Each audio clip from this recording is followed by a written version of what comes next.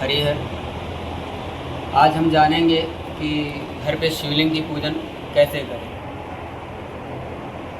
अक्सर सभी के मन में एक प्रश्न रहता है कि हम पूजन घर पे सही कर रहे हैं या गलत कर रहे हैं। इस वीडियो के माध्यम से आज हम जानेंगे कि पूजन कैसे करें। सर्वप्रथम हम लोग स्नान इत्यादि करके आसन पे विराजमान होते हैं। आसन में बैठ करके शिवलिंग को एक परात या थाली आपके घर में जो भी हो उसमें रखेंगे। स्वयं को पवित्र करेंगे। स्वयं को पवित्र करने के पश्चात 3 आचमनी जल करेंगे।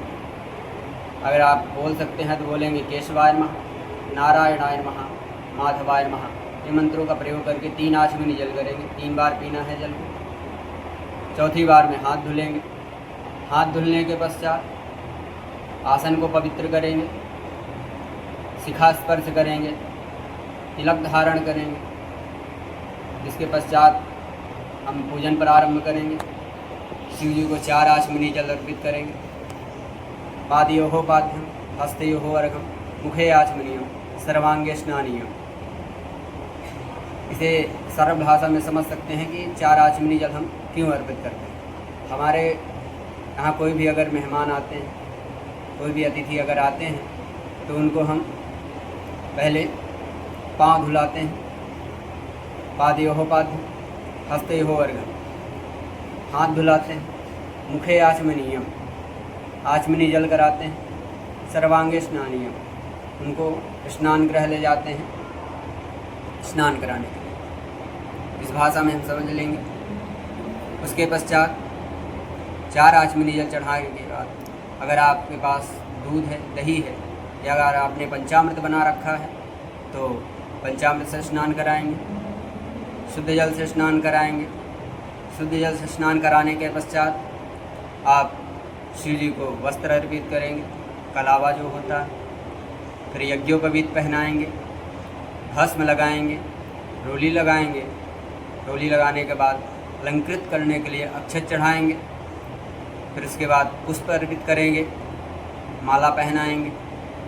अगर आपके पास बिल्व पत्र है, दूर्वा है, विजया पत्र है तो आप उसे भी अर्पित कर सकते हैं। ये अधिकतर लोगों घर में कहीं कहीं ऐसी जगह है जहाँ पे नहीं मिल पाता है। अगर आपके पास संभव है तो आप अर्पित कर सकते हैं, अन्यथा आप अक्षत से भी हो जाता है, अक्षत भी अर्पित कर सकते हैं मन में ध्यान करते हुए। उसके बाद हल्दी चंदन रोली अर्पित करेंगे। हल्दी चंदन रोली अर्पित करने के बाद सिंदूर लगाएंगे। ध्यान देंगे सिंदूर शिवलिंग पे नहीं चढ़ाना है, सिंदूर अर्घे पे चढ़ाना है। अर्घे पे माँ पार्वती का वास होता है, इसलिए अर्घे में ही सिंदूर को चढ़ाना चाहिए। उसके पश्चात इत्र लगाने के बाद धूप, दीप, नैवेद्य, धूप दिखाएंगे, दीप दिखाएंगे। नैवेद्य जो भी है हमारे पास मीठा, उसका हम भोग लगाएंगे। भोग लगाने के बाद 5 आचमनी जल शिव जी को अर्पित करेंगे।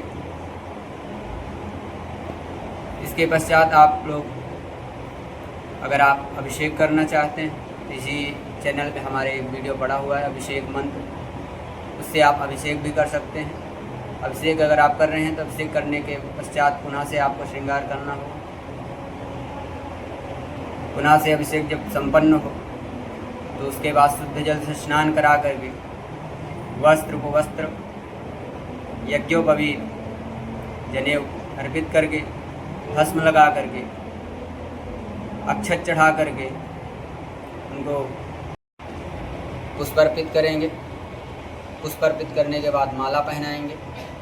इसके पश्चात बिल्व पत्र, दूर्वा चढ़ाने के बाद हल्दी चंदन रोली इत्यादि चढ़ाएंगे। सिंदूर चढ़ाएंगे, इत्र लगाएंगे।